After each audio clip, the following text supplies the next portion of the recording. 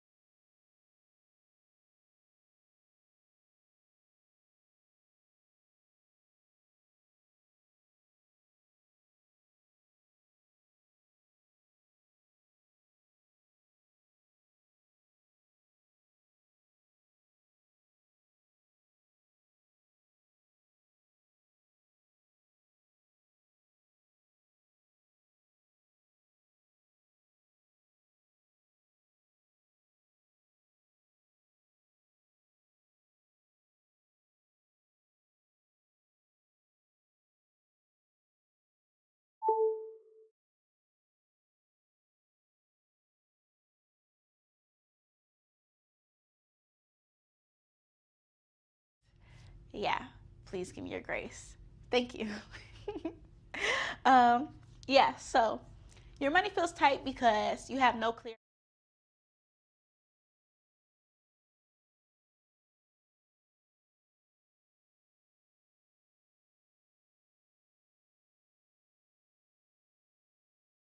daily coffee, maybe Uber rides, or food, like small things that look small in the moment today, but over time they add up and you end up spending more money in a category than you would like to.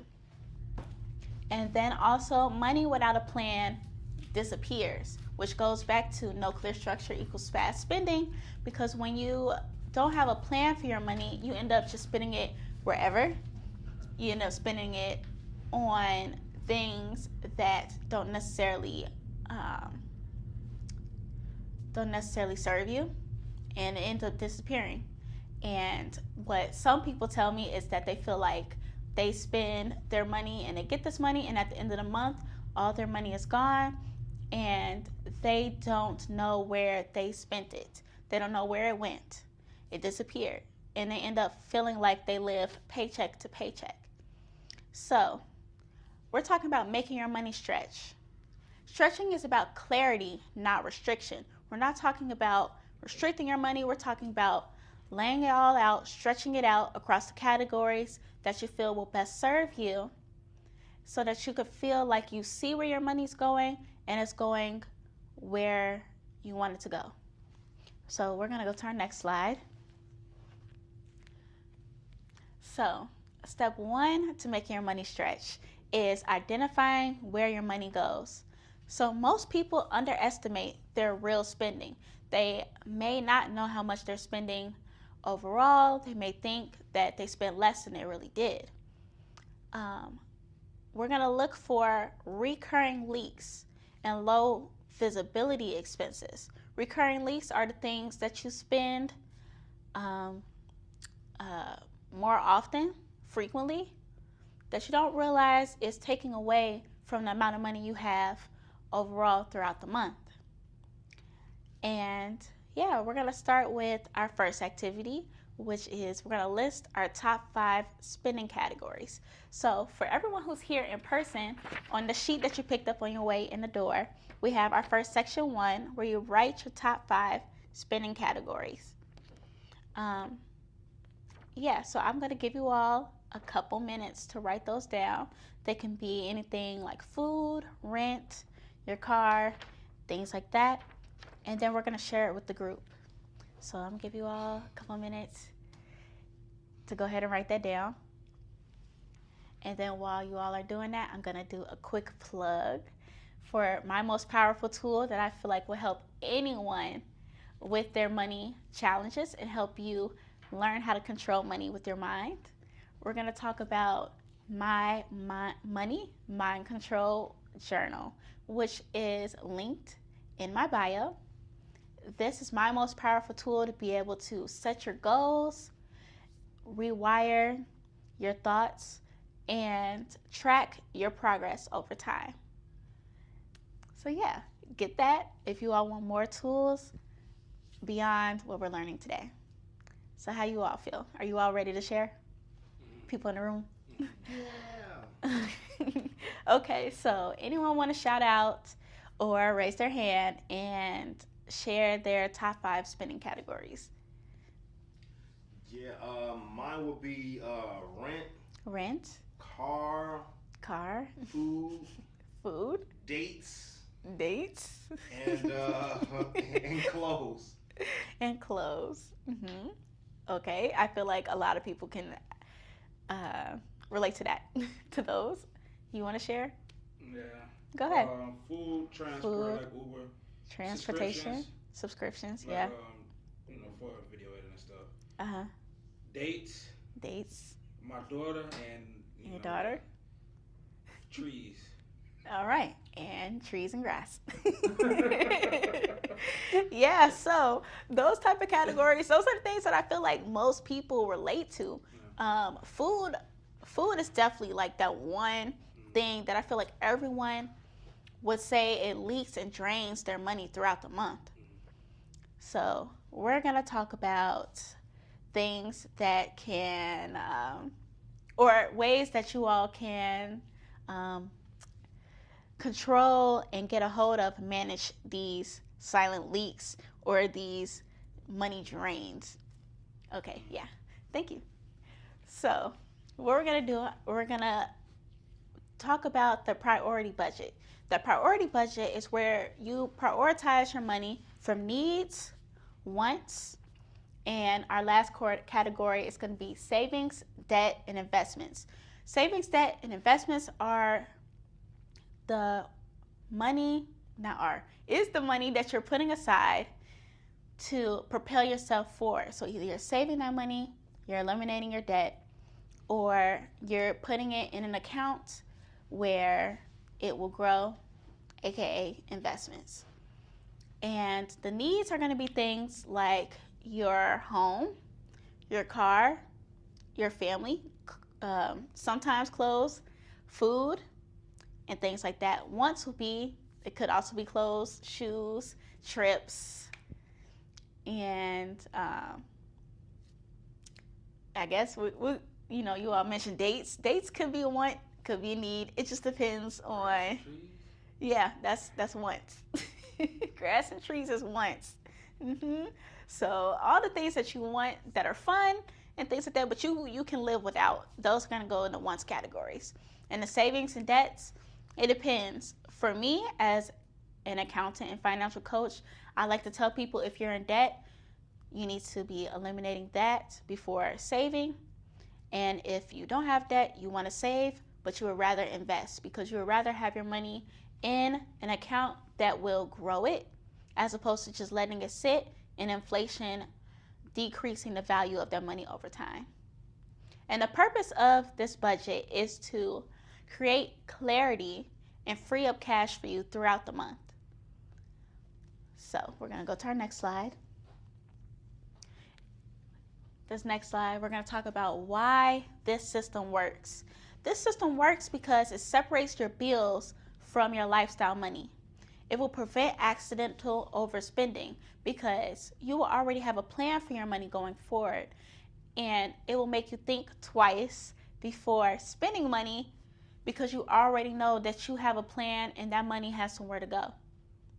And it will make your money last a full month instead of feeling like you had a lot of money at the beginning of the month, and at the end of the month, you feel like you don't know where that money went.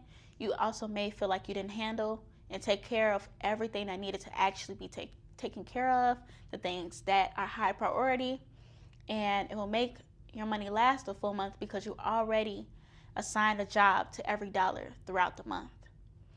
And it also, at the end of the month, it shows your true spending power clearly.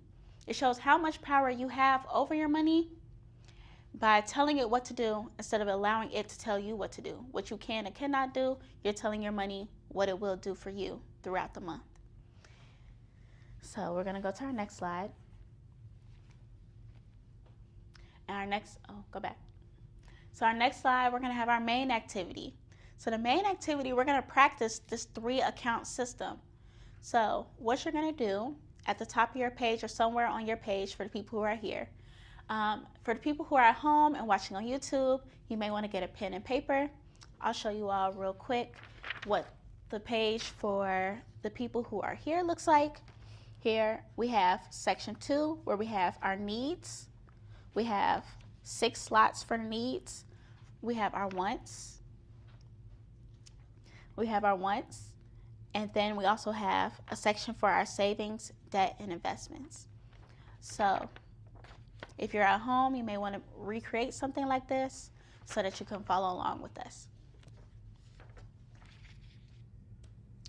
So back to it. So what you're going to do is write your next paycheck amount. Then we're going to assign percentages or dollars to each account. You're going to write down on your needs, you're going to probably write down your home expenses, your car expenses, and the things that you actually need to survive. You're going to write down the dollar amount. And then we're going to go to the next section of wants, what you may want. It's December, so maybe you want to get a gift for yourself, gift for others, and you're going to write the dollar amount that you're going to spend on that. And then for savings and debt, you may want to write down how much you want to save, or you'll write down the debt that you probably need to pay off, if that's credit card debt, and any type of debt like that. And investments, you may want to write down where you would like to invest your money, whether that's in a business, that could be in the stocks, or any investment vehicle where you feel like your money will grow. And the goal of this activity is to see how your money flows and how to stretch it throughout the month. So I'm going to give you all a couple minutes to write this down. We're going to give you a couple minutes to write this down. And then this is also in my Money Mind Control journal. In the journal, I have a section where we're describing our ideal money budget for the month. We're talking about tracking the money that's coming in, we're tracking the money that's coming out, and we're also going to be talking about goals and how you want to achieve them. So all of that is my Money Mind Control journal that you can get in the link in my bio. So yeah, how you all feeling? You feel like you've completed the worksheet? So, no, I'm a little confused on the savings, debt, and investment part. Go ahead. What am I writing right here? So you may want to write down like how much money you plan to save this month. Okay. Or if you have debt, how much money you want to put towards your debt. Yeah. Okay, for sure. Any other questions? This is Q&A time. If there's questions. But if not, we can move on. I know this isn't a relationship podcast, but I know I got dates as almost like a need because my significant other might think that dates is very important. What do you think about that? Well, what I think about that, I think dates is wants. Personally, I think dates is wants because you want to be in a relationship. You want to have a significant other. But if you feel like it's needs because of maybe there's a special occasion, maybe it's birthday, maybe it's anniversary, things like that. Maybe you feel like there may be a need, or maybe it's been a long time since you had a date, and you feel like you need one to rekindle the flame, rekindle the relationship, and strengthen it. It really is based on what you think, but to me, that feels like a want because you can't live without dates. What about clothes? Clothes and shoes. I need a pair of like boots or something. It's wintertime and like. Yeah, okay, clothes can be needs. Like that sounds like a need because that is determined based off of the weather. So because it's cold and it's snowing right now in Chicago, you do need a pair of boots. You do need a thicker coat. These things are contributing to your well-being, and you probably can't live without those, or you probably can't function successfully without those things. So that's when it's needs. When it's clothes like designer clothes or clothes for a vacation or just like accessories and things, that's when it becomes wants because you can't live without these things. You just really want them. Yeah. Any other questions? Would this investment part also include assets? Yeah, I can. If you feel like, well, investments, like the definition of it is where you put your money, where it can grow. Usually it grows passively, but if it's an investment, say like, okay, you're saying an asset, specifically like a camera, yeah, if it's going to bring you in more money, like if putting in the money brings you more money, then yeah, that's an investment. Yeah. Okay. All right, so we're going to go to the next slide.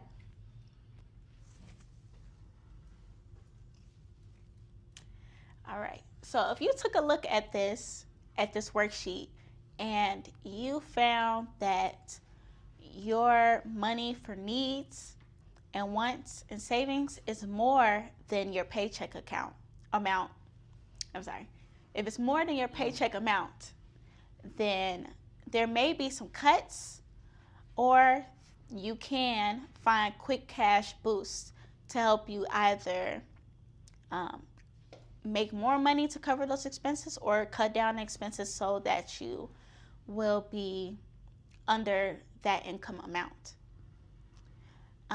My suggestion for cuts is to reduce 1 or 2 subscriptions. Those usually save a couple dollars a month. Cut convenience purchases. Convenience purchases will be buying something maybe because it's closer as opposed to putting in more effort and maybe going further to get something at a better price. Let me think of an example. Specifically, okay, I live downtown. The closest grocery stores we have is like Target, Whole Foods, as opposed to going a little further out the city, maybe like 15 minutes out the city, you can go to Aldi and Walmart to spend less money, but it is more convenient if you go to the stores that's closer to you. And then also limiting delivery apps and fees. So getting food delivery, that always can be cut out. You can go pick it up if you have to absolutely deliver food if you absolutely have to order food, you can pick it up. Other app fees and things like that, those are cuts. So you want to try to micro cut about $50 to $200 a month. My quick cash flow ideas would be to sell unused items. I like to use Poshmark. Poshmark is where I sell clothes and things like that. You can offer a small service. The example that I like to give for that is when I was younger and I was living at my parents' house, I would go out during this time when it snows, and I would go to all my neighbors on the block and I would offer to shovel their snow. And in the fall, I would offer to rake their leaves. So small little service things like that can quickly boost your income. And then you can also freelance a skill. You can get on Fiverr or Facebook or wherever and offer a skill that you have, whether that's cutting hair, like I said, shoveling, things like that. Or you can even do Instacart, Uber Eats, anything that's going to bring in quick cash and it's very low effort. And then also you can do TikTok shop affiliate promo or any type of affiliate promo. That's kind of the trendy thing to do, which would be you get a product and you market it online and you have a link and you get paid when customers click that link and purchase the product. So yeah, these are things that you can do to boost your income if you're feeling like your needs and wants and savings is a lot higher than the money you already make. So we're going to go to the next slide.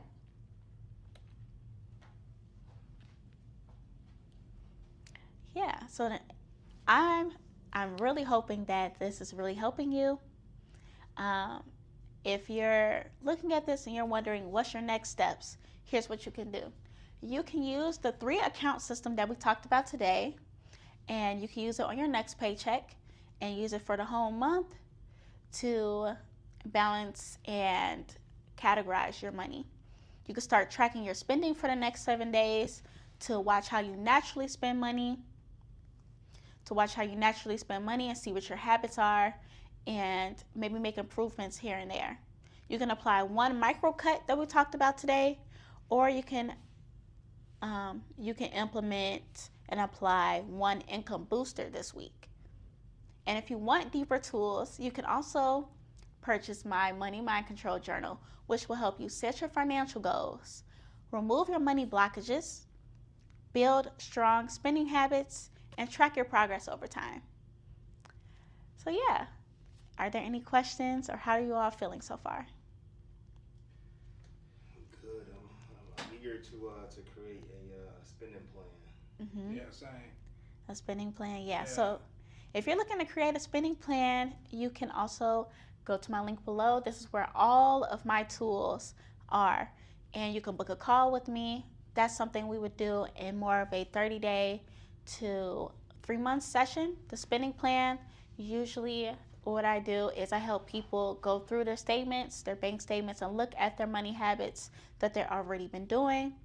And then we're going to create a spending plan based around that. So you still feel like you have everything taken care of with your money, but you also feel like you have money to satisfy your wants as well. What if like a whole bunch of money fall on the back of a truck? Like you're expecting like just a large sum of money coming up, and you just ain't got. I'm not gonna lie. I'm terrible with telling my money what to do. Yeah. Okay. Well, yeah. So what I do with the spending plan is we create the 3 categories. So we do the needs, wants, and then the savings and things. But in the wants, we kind of divide it into 2 categories within that. So we got wants that you may want, like must have, like soon, and things that could be delayed. So maybe that'll be things that you want in the future, but it won't be this month. And if you get that random large chunk of money that falls out the back of the truck, you already have a list of things that you want to spend future money on. Okay. Yeah. I need help with that. Yeah. Okay, I got you. So if you need help with that, you can book a call with me on the website, and we can talk about your options, and we can put you on a plan to financial freedom. And yeah. Thank you all on YouTube for watching. Thank you all in person for coming. I really hope that this was helpful. I hope that you all are taking something from this, and I hope that you feel like your money is stretched all the way throughout the month. And yeah, follow and subscribe for more. And if you really like this, comment and like the video. Thank you.